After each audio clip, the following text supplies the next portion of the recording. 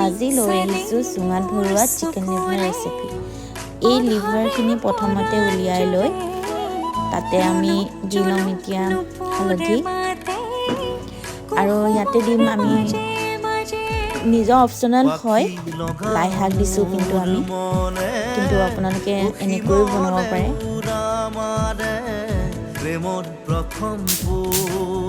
এতিয়া ইয়াতে দিম 1 চামুচ নিমখ আৰু ভালদৰে মিক্স কৰি ল'ম। এতিয়া মিক্স কৰি হৈ যোৱাৰ পিছত আমি ইয়াক ভালদৰে ধুনীয়াকৈ চুঙাত ভৰাই যাম। চুঙাত ভৰাই যাওঁতে আপোনালোকে অকণমান জোকাৰি ল'ব যাতে ওপৰখিনি তললৈ গুচি যায়।